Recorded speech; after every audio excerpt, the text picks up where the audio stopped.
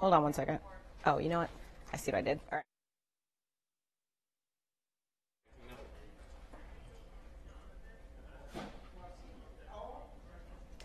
Good afternoon, everyone. Romney Smith at WTOC for the News Now. This is where we bring you local, regional, national, and sometimes international updates just to keep you in the loop of everything. And we're on various platforms right now. That includes our website, WTOC.com, the WTOC apps, Amazon Fire, Roku, Twitter, Facebook. So thank you for joining us. And for those of you specifically on Facebook, that's where you can say hello, give a shout out of where you're watching from, ask a question. I will do my best to answer that within this Facebook Live. However, if I can't, no worries. I'll always go back and answer questions by giving you a link to whatever is most relevant to you and going to get you closer to your point. Okay, so I know it's Election Day. We're going to get to all of that in just a moment, but I do want to start with national news that has local ties.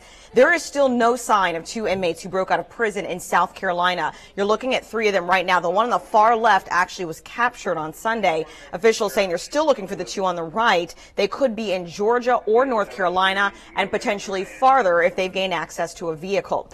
Tyshawn Johnson and Curtis Green are both accused of murder and considered dangerous. Officials believe the inmates took advantage of an electrical shortage at the Orangeburg County Detention Center that caused the cell doors in one particular section of the jail to open.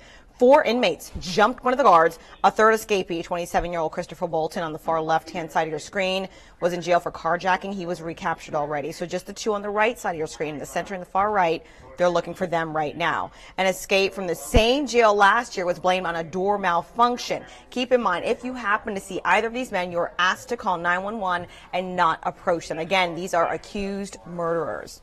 Switching gears, today is high school graduation for several schools in Savannah-Chatham County. Seniors from several schools will walk across the stage today to receive their diploma and start their new chapter. Johnson High School, Savannah Arts Academy, Savannah Early College will all hold commencement ceremonies today. Some are already over. All graduations, by the way, will take place at the Savannah Civic Center. Keep that in mind in case you're downtown, because that will make traffic a little messy down there. All right, now to politics. Of course, I know you've been seeing all the commercials. WTOC is your coastal empire leader for when it comes to covering the re-election. No one can cover it just like us. Now, before we went to the polls this morning, WTOC confirmed the number of early voters. Let's take a look. So statewide, we had 320,000. In Chatham County, a little over 6,000.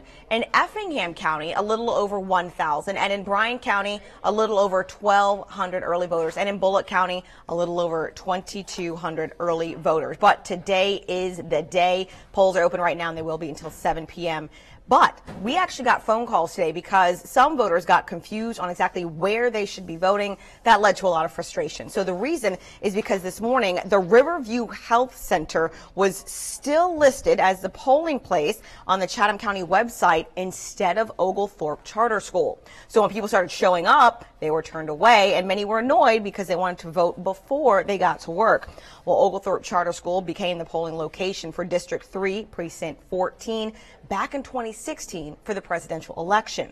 Russell Bridges, the supervisor of the election board, said they are working to resolve the confusion and update the website immediately. He said he was honestly a little embarrassed about the mistake, and there certainly has been a high number of voters today, and there has been no other confusions of any other voting precincts at this time, but many said many told WTOC this was not their first stop in order to vote today.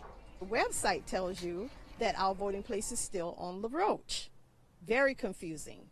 We've got a lot of people that use their privilege to go out and vote. The weather is bad, and some of these people are very up in age, and it's very frustrating to have to leave your home in bad weather to go vote with a cane in your hand, and only to discover that your polling place no longer exists. WTOC has been checking in with other voting issues that viewers have been calling and telling us about. The downtown Precinct 1 polling center said they experienced a little bit of trouble loading up their machines this morning, which caused some delays, but they are back and running. Again, keep in mind, the polls are open until 7 o'clock tonight. You have to be in line by 7. WTOC's Zach Logan has more on how this morning started and how history could be made with this particular election. Well, the rain certainly hasn't stopped people from coming in to vote. Since 7 this morning, voters have been coming into the Coastal Cathedral to cast their ballots in several different races. Today, many eyes are on the Georgia governor primary. Because this is a primary, you will need to decide on a ballot, whether it be Republican, Democratic, or nonpartisan. Those who choose the Republican ballot will have several different candidates to choose from, but listen up.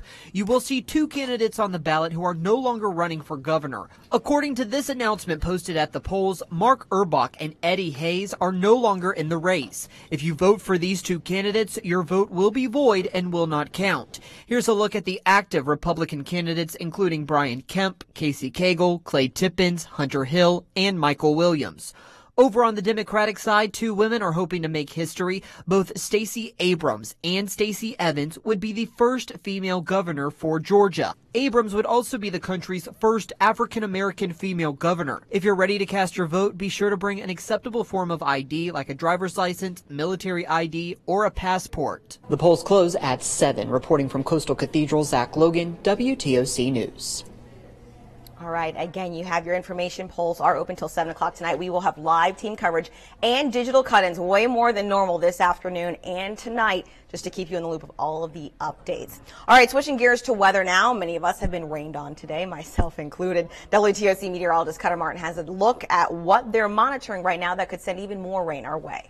The First Alert Weather Team continues to track Invest 90L, simply an area of storminess here in the northwestern Caribbean today. It's really just a disorganized, kind of elongated area of tropical moisture, and there is a lot of shower and thunderstorm activity associated with this, but right now it's very, very disorganized. However, we're going to need to watch it over the next several days because the system will be tracking off to the north and northwest, generally into an area that is more favorable for some sort of tropical development. So as of this morning, early on, the National Hurricane Center giving this a 40% chance of becoming tropical, whether it be a tropical depression or a tropical storm. And regardless of development, the movement, the moisture associated with this system will be kind of funneled into the south central and southeastern United States, the Gulf Coast, Florida, and perhaps our area as well, enhancing our Memorial Day weekend rain chances. So something we'll be watching, keeping you updated on all platforms.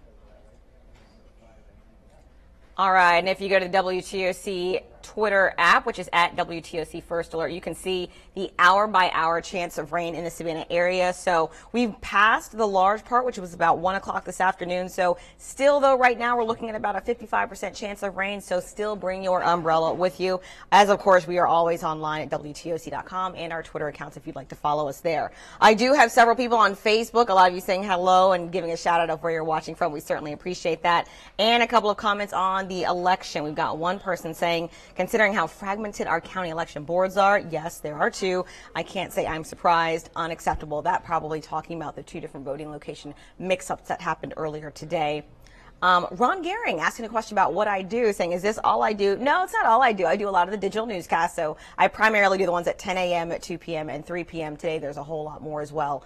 But I also anchor the 4 p.m. along with Mike Sela, and then I also do some investigative reporting as well. So you can catch me there. And let's see who else we have. Debbie, Mathis, Antoine Lang. Did you see this about the listed precinct? I know there are quite a few of you who are having issues. Again, if you go to vote and you have any kind of issue whatsoever, feel free to call WTOC. We are looking into all the calls we get just to make sure we have a full staff, switch some schedules around to make sure that we can give you the best and most complete live team coverage on the Georgia primary election day today. I don't see any more questions right now, so thank you so much. We have another digital update coming at 3 o'clock, and as always, we're always online at WTOC.com, Facebook, Twitter, Instagram, and Snapchat. I'll see you in a bit.